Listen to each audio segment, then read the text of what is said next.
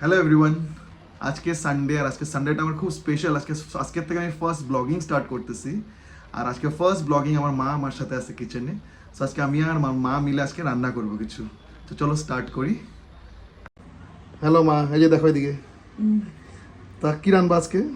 আজকে রান্না করবো ইলিশ মাছের ভাপা আচ্ছা, আরো আর মাটন। মাটন, ঠিক আছে। তো ইলিশ মাছের ভাপা কি দেওয়া করতেছো? শস্য পাউডার, আচ্ছা মৌরি, আচ্ছা, পেঁয়াজ, হ্যাঁ রসুন, হ্যাঁ, কাঁচা লঙ্কা একসঙ্গে পেস্ট করব।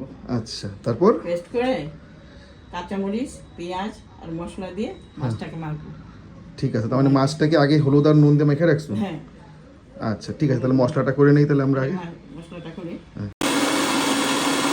ওর হয়ে গেল পেস্ট। হ্যাঁ পেস্ট হয়ে গেল। কি করবো এখন?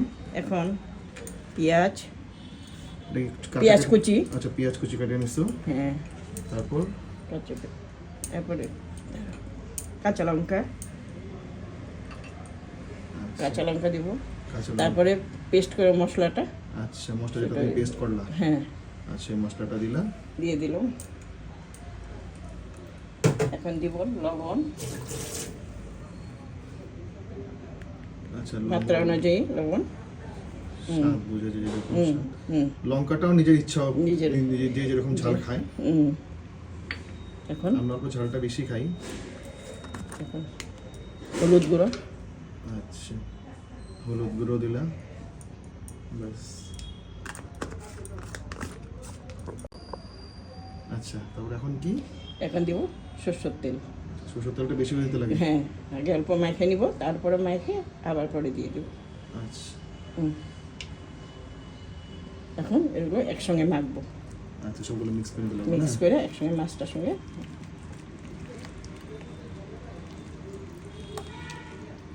কেমন লাগছে তোমার ফার্স্ট ব্লগিং করে আজকে? খুব ভালো। তাই? হুম। চলো ঠিক আছে। স্টার্ট দাও।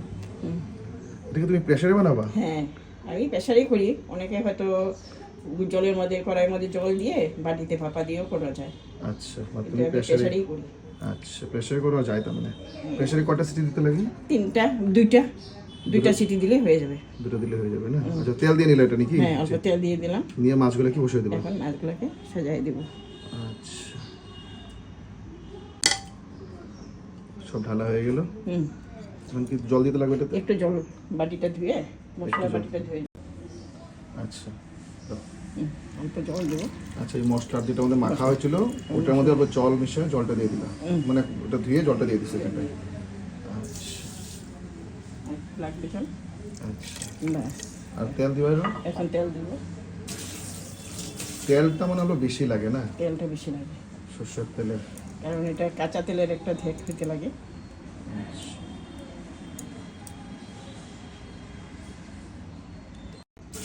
আচ্ছা, এই যে মা সব রেডি করে নিয়েছে অলরেডি প্রেসার কুকারে বসানোর জন্য। এখন মা বসাক। কুকারটা গ্যাসের উপরে বসাই দিই। বসায় দিয়ে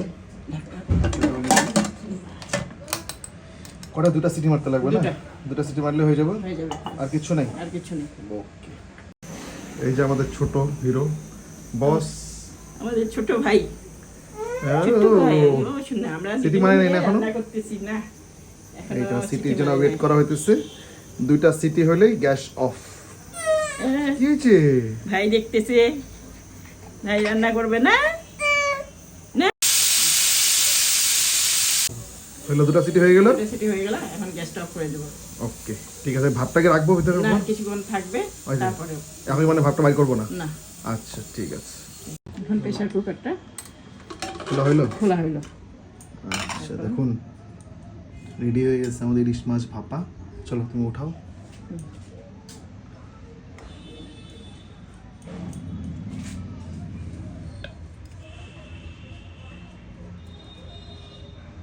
কালারটা তো দারুণ হয়েছে। তো হয়ে গেল আমাদের ইলিশ মাছ। এটা কি দেখাবো মা? এটা গরম গরম ভাতের সঙ্গে ইলিশ মাছের ভাপা দিয়ে, হ্যাঁ, এটা খুব ভালো লাগে। খুব ভালো লাগে। তো ভাতের সাথে এটা অল্প কাঁচা লঙ্কা, কাঁচা লঙ্কা দিয়ে, তারপরে তো কাঁচা লঙ্কা আছে। আচ্ছা ঠিক আছে, আমাদের হয়ে গেছে ইলিশ মাছ ভাপাটা। কেমন লাগলো সবার প্লিজ কমেন্টে জানাবেন। ঠিক আছে, তাহলে আজকের ব্লগটা এখানে আমি শেষ করতেছি ইলিশ মাছের ভাপার। চলেন আপনারাও ট্রাই করবেন ইলিশ মাছ এইভাবে। আমরা তো আজকে বানালাম, একটু পরে খাবো। ঠিক আছে মা, দেখো এদিকে, বাই বাই। Bye bye.